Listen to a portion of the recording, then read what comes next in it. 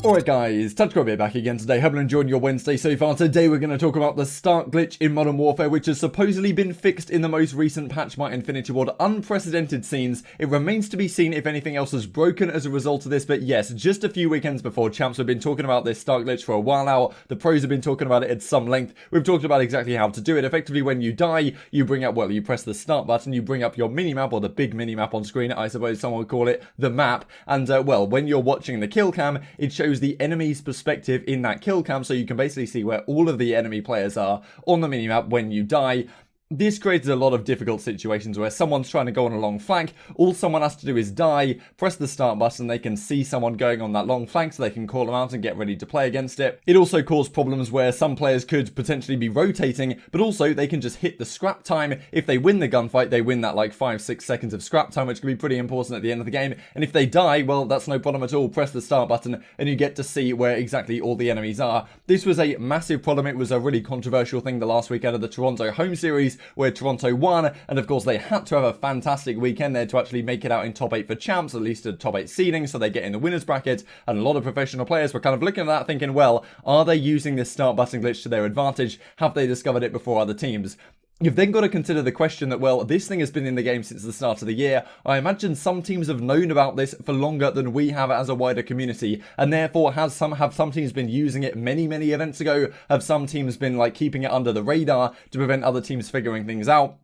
That is certainly a question that could be asked, right? And, well, now, hopefully, it has been fixed. There is no more issues about this, and we're going to have to see exactly how that affects champs, right? Because let's say we go into champs and Toronto don't have the best results, then maybe things will be, well, people will be looking at that thinking something might have been going on. Hope you guys enjoy the video. Like if you do, subscribe if you are new, as always. I would greatly appreciate it. The Draft Buff CDL Scuf Giveaway is still ongoing. Link to that will be in the pinned comment below, as always, up until its, well, its conclusion on August the 10th, when a winner will be decided. Just to mention this as well before we get into today's video, it looks like there may be a reveal for Black Ops Cold War coming somewhat soon. Treyarch tweeted this out yesterday. It's official. Looking forward to showing you what we've been cooking up with Raven Software. Thanks to Blizz for pointing this out to me from Raven as well, saying a very similar thing here. Can't wait to show you more. We then get this from Bonta, of course, with the eye emoji. So supposedly the reveal for Black Ops Cold War, whatever it's going to be called, is coming sometime this month. No more detail than that, but that's just what I've been seeing thrown around on the Twitter sphere. But also to mention this that comes out from Surge Bob, I will say, heading into Season 2, so CDL 2021, there is much more collaboration between all parties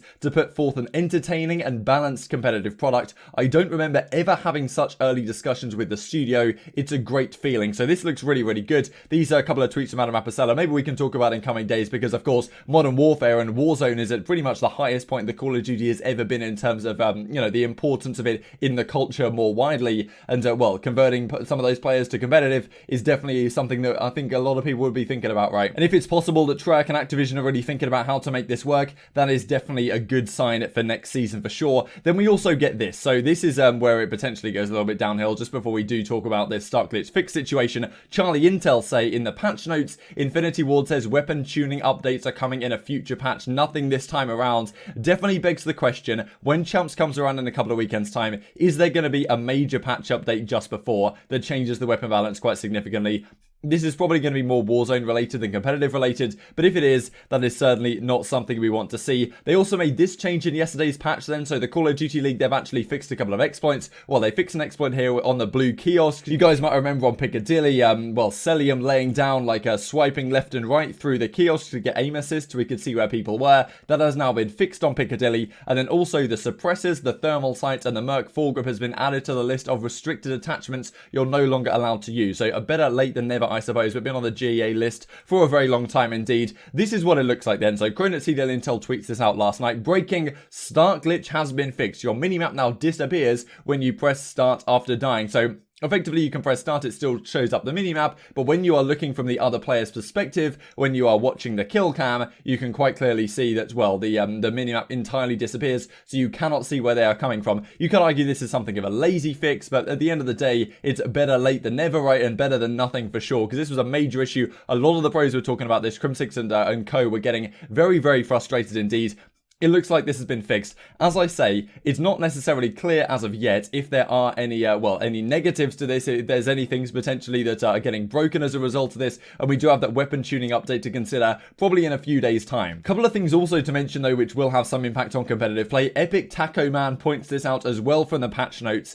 Added a brief decay period when transitioning from heavy footsteps, sprint or tactical sprint, to lighter footsteps. This addresses players immediately becoming quiet upon slowing down from fast movements. So, you know, as he says, can IW just say they hate people moving around the map already? Pretty interesting change, right? So, basically, footsteps are already loud enough in this game, but now they're going to be even louder, because if you're going from a tactical sprint to a normal sprint, or if you're going from a tactical sprint to a walk, or from a tactical sprint to a, you know, a crouch, or whatever that is, you know, we're now going to have an additional little delay where your footsteps are still making more noise than they should do, right? Or more noise than we would like them to in competitive play. So, once again, you know, footsteps get even louder. This, I believe, is going to affect every single game mode across the board, so far from ideal. Hopefully it won't be a big deal, but yeah, footsteps have kind of been in discussion this entire season. They're not in the ideal state in my opinion. I would like them to be quieter, and this is just one other thing to make them even louder. And to be honest, to let little Jimmy sitting up in his building make sure he hears the guy behind him, even if the guy does try and come and crouch after a tactical sprint or whatever the case may be, he can still hear that little bit of decay. That's what I imagine this is based towards.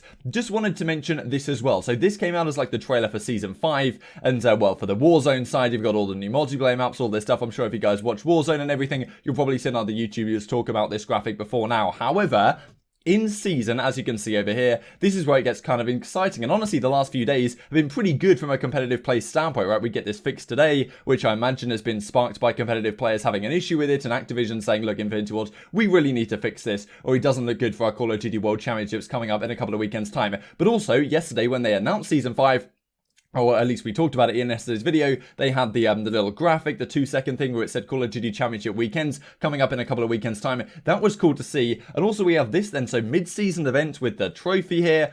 Who knows what this means, but I imagine that this is quite likely to be something to do with the World Championships as a mid-season event. Whether they'll be playing it in the stadium or something like that, or whether it will be like an in-Warzone kind of event, kind of like what Fortnite have done. That would be really, really cool to see, and it kind of, well, it kind of implies that they're going to do something like that with this tweet from Charlie Intel then. So on 2020, so Activision, they did some sort of marketing thing yesterday. Warzone's success had led them to rethink marketing. Warzone is a platform to present news. So this, of course, could refer to potentially the next Call of Duty in 2020. Who knows if they're actually going to announce it via the means of Warzone, right? I'm sure they'll do trailers and that kind of stuff, but they could have it, you know, presented around the map, like in the stadium or something. You could have like newsreels playing, or on like televisions around the map and stuff. You could have these kind of things going on.